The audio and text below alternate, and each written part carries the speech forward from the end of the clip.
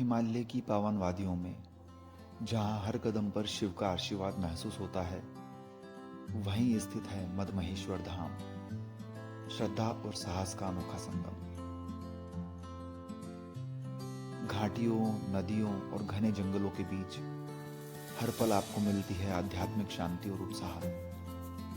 ऊखीमठ से रांची तक चलिए उस पवित्र पथ पर जहाँ हर दृश्य है भगवान शिव का आशीर्वाद और हर कदम है एक अनुभव।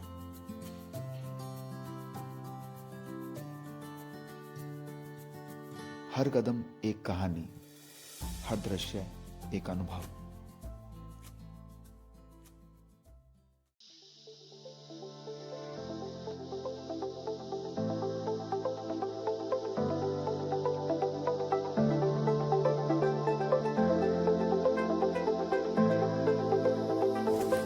दोस्तों, आज हम जा रहे हैं मदमहेश्वर। यह उत्तराखंड में स्थित 5 केदारों में से एक प्रमुख केदार स्थल है। हमारी यात्रा शुरू होती है हमारे होटल से लगभग 9 बजे।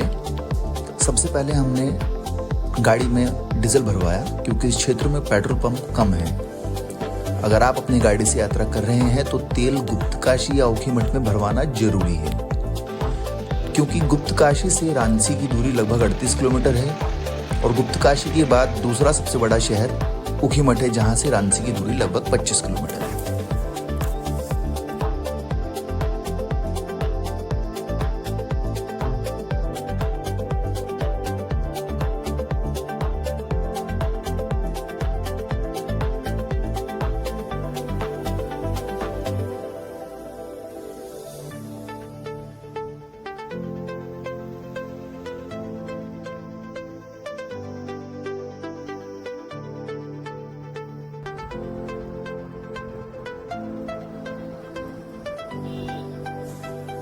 दोस्तों, रास्ते में हर मोड़ पर हिमालय की अद्भुत सुंदरता दिखाई देती है।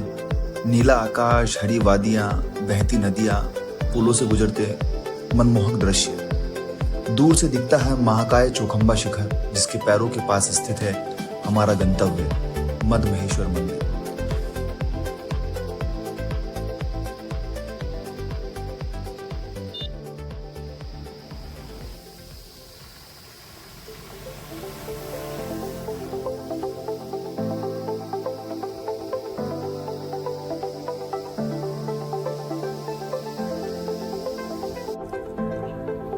और अब हम पहुंचते हैं रांची गांव।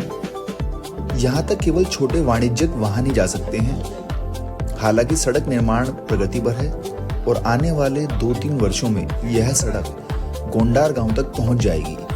गोंडार गांव आपको हम आगे बताएंगे। ये मदमहेश्वर की यात्रा करते समय मध्य में एक छोटा सा गांव पड़ता है।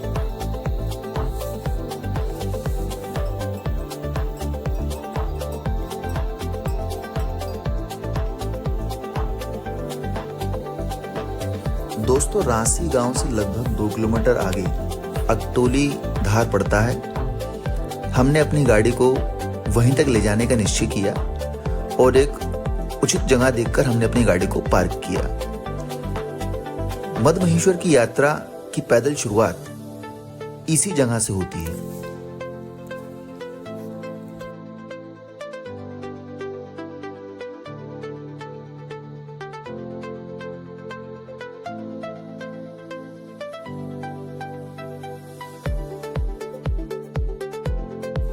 दोस्तों, आप चाहें तो रांची या अकटोलीधार ग्राम में रुक सकते हैं। यहाँ पर कुछ छोटे छोटे होटल और होम स्टे की सुविधा उपलब्ध है।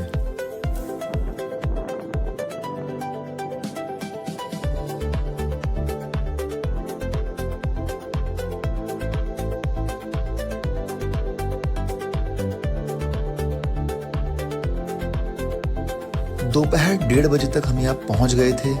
गाड़ी को हमने सही जगह पर पार्क किया और फिर अपनी यात्रा को आगे के लिए आरंभ किया। क्योंकि यह इलाका काफी दूर दराज है, हमने तय किया कि मौसम और रास्ते की स्थिति के अनुसार ही आज शाम लगभग 7-8 बजे तक जितना संभव हो हम आगे बढ़ेंगे।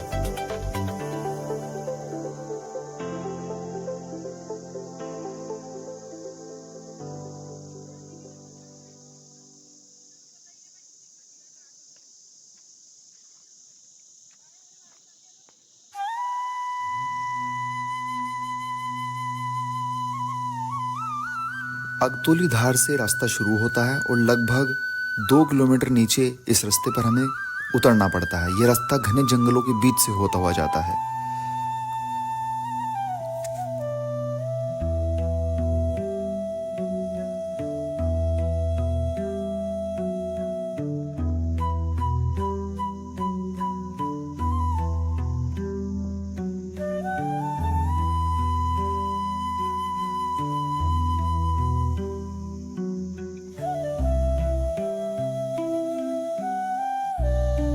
थोड़ी देर में ही हम उस बिंदु पर पहुंच जाते हैं जहां एक और ऊंचा पहाड़ और दूसरी ओर गर्जना करती मधुगंगा नदी बह रही है। नदी की आवाज और हवा की सरसराहट जैसे प्रकृति खुद बातें कर रही हो।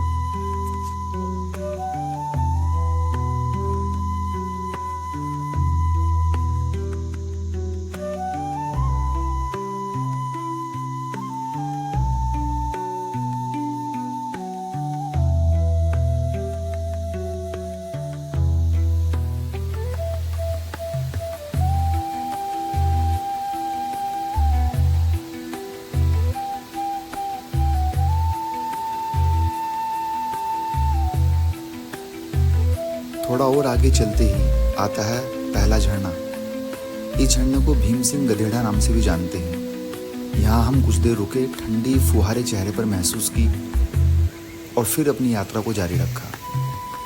इस पूरे मार्ग में वातावरण इतना शांत है कि बस नदी की धारा, पक्षियों की चहचहाट और हवा की संगीत ही सुनाई देता है। हर कुछ 100 मीटर पर आप खुद रुक जाते हैं क्योंकि हर दृश्य इतना सुंदर लगता है कि आप प्रकृति का हिस्सा बन चुके हैं, कोई अलग इकाई नहीं है।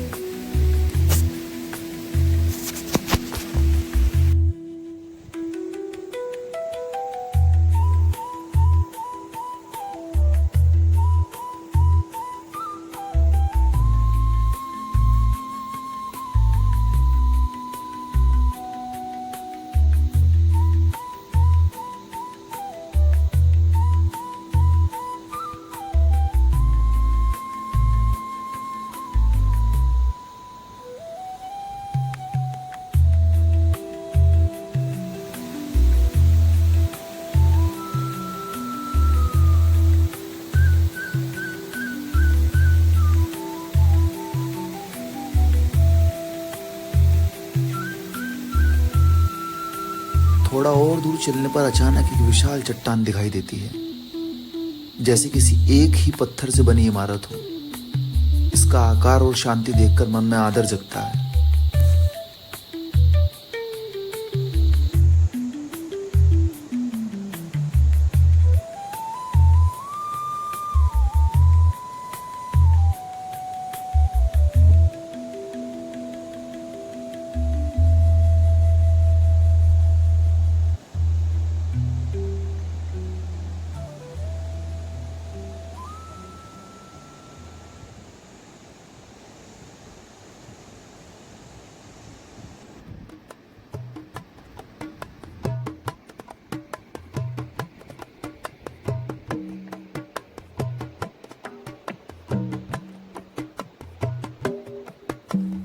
शाम के लगभग 4 बजे हम पहुंच जाते हैं गोंडार गांव।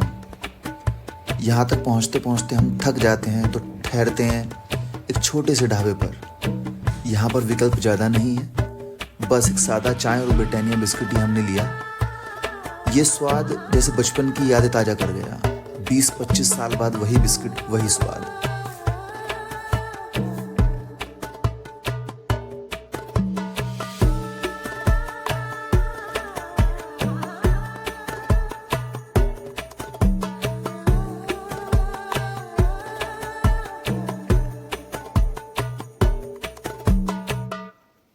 चाय की चुस्की और थोड़ी देर विश्राम के बाद हम लोगों ने आगे बढ़ने का निश्चय किया। गोंडार गांव से निकलते हुए हम लोग जा पहुंचे उस जगह जहां 2 नदियां मिलती हैं। इनमें से एक नदी का नाम है मधुगंगा और दूसरी मोरखंडा। दोनों का संगम इतना मनोहर है कि आपकी आंखें ठहर जाती। यहीं से आगे बहने वाली धारा को फिर से मधुगंगा कहा जाता है।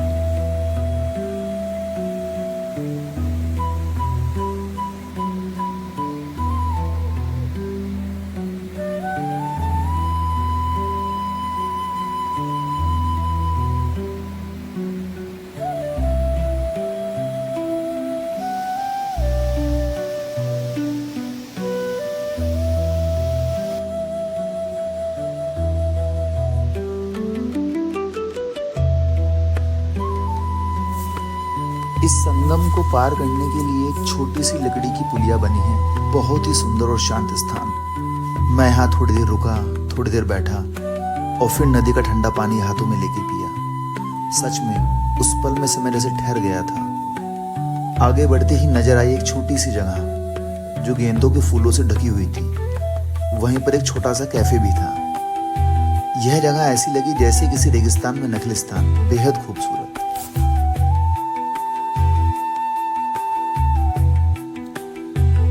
इस बेहद खूबसूरत कैफे के बाद हम जा पहुंचे लोअर बंतोली, जहां पर हमने कुछ मिनटों के लिए रुके और विश्राम किया।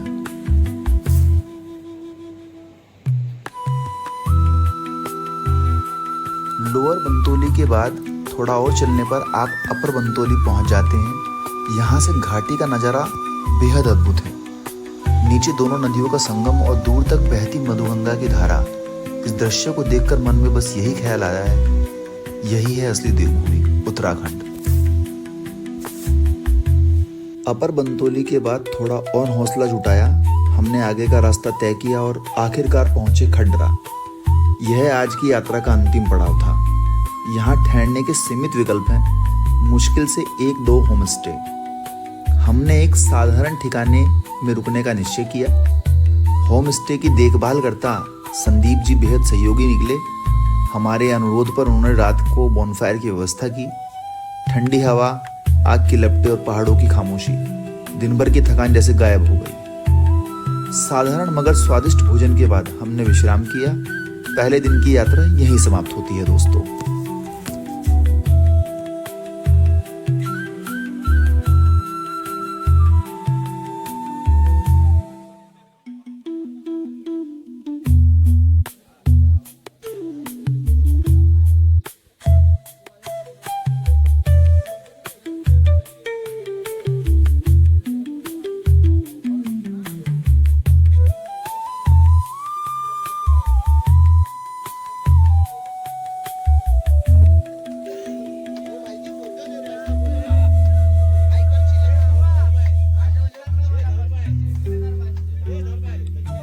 अगले दिन सुबह हम उठे, नाश्ता किया और खड्डरा से आगे की यात्रा प्रारंभ की। यहाँ रहने के दौरान मैं कुछ समूह से मिला, मुंबई की कुछ उत्साही लड़के।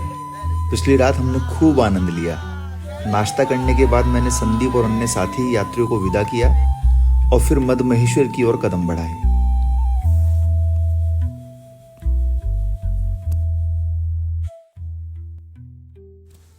खड्डरा से मद महेश्वर की दूरी लगभग 8 किलोमीटर बचती है और यह लगातार चढ़ाई वाला मार्ग है। ट्रैक का सबसे परंपरागत और चुनौतीपूर्ण हिस्सा।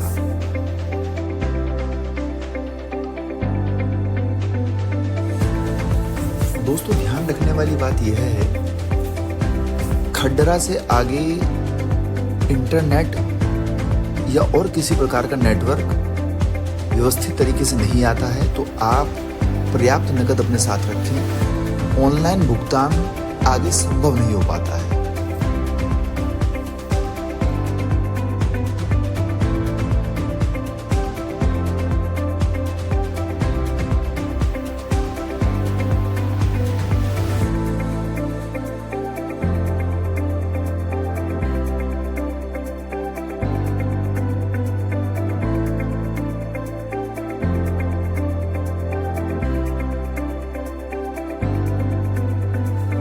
दोस्तों, आज मौसम सुहावना है, लेकिन बहुत धुंध भी है। कभी कभी धुंध इतनी है कि कुछ मीटर आगे दिखाई भी नहीं देता है।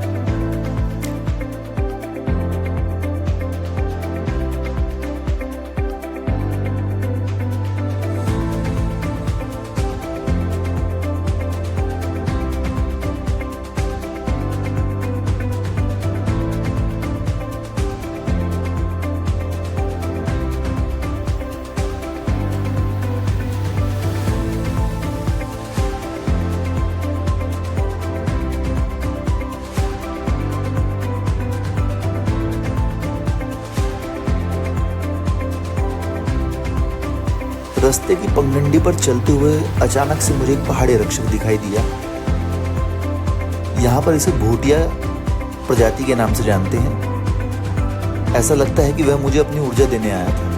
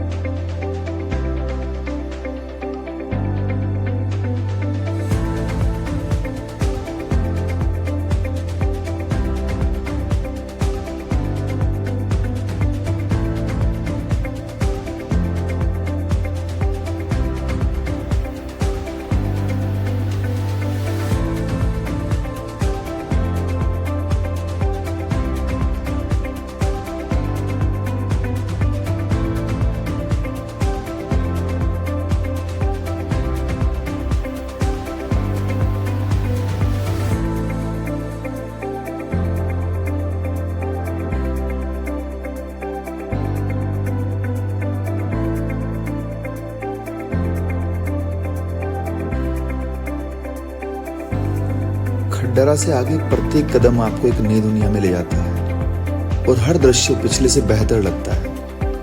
लगभग 1.5 किलोमीटर की खड़ी चढ़ाई के बाद हम जा पहुंचे नानू। हमने यहाँ पर विश्राम किया, चाय पी और ठंडी हवा के झोंकों का आनंद लिया।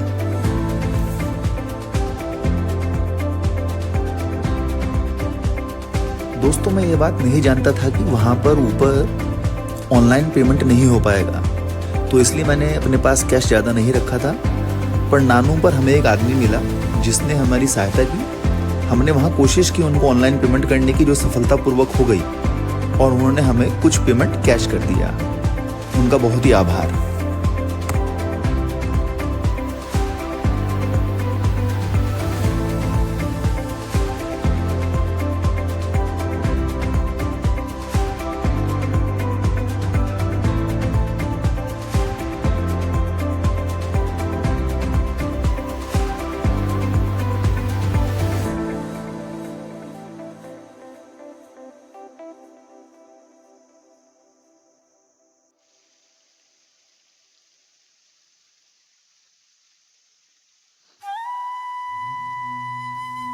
दोस्तों, रास्ते में चलते चलते छोटे छोटे बहुत झरने आपको दिखाई देंगे। हम यहीं से अपनी पानी की बोतलें भर रहे थे और अपनी प्यास बुझा रहे थे।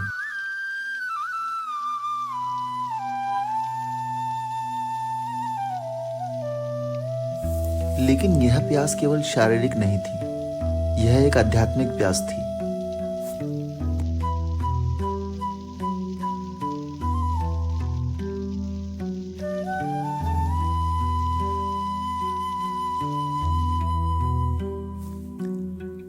अंततः चलते चलते हम पहुंचते हैं मधुमहेश्वर मंदिर के पास। यहाँ पगडंडी के दोनों तरफ छोटी छोटी दुकानें हैं, होम स्टे हैं, तंबू बने हैं यात्रियों के लिए। यहाँ पर यात्री विश्राम कर सकते हैं, रात को रुक सकते हैं।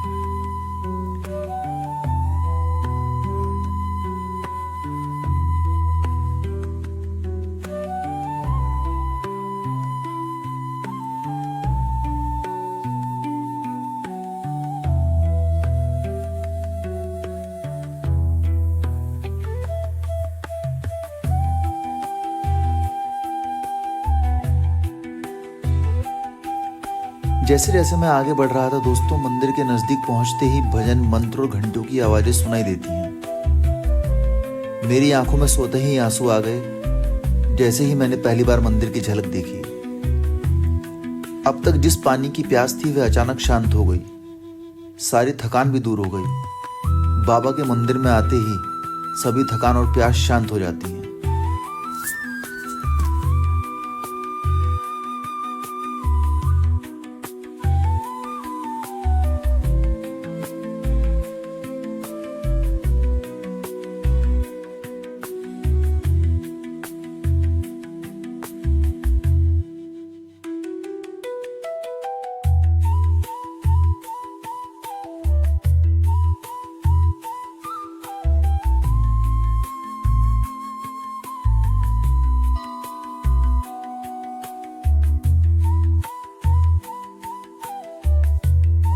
दोस्तों, यह मेरी यात्रा थी, मेरा अपना अनुभव था।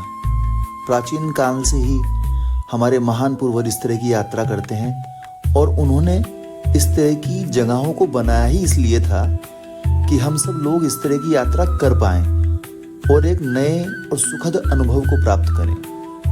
मैं आप सभी को आपकी मदमहेश्वर यात्रा के लिए हार्दिक शुभकामनाएं देता हूं।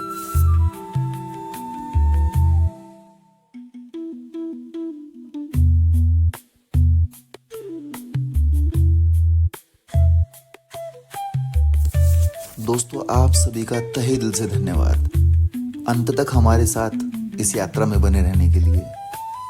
कृपया करके हमारे चैनल को सब्सक्राइब कीजिए ताकि भविष्य में हम और भी इस तरह के अनुभव आप लोगों के साथ शेयर कर सकें। हम आशा करते हैं कि आप कमेंट बॉक्स में अपने कमेंट्स हमें ज़रूर देंगे।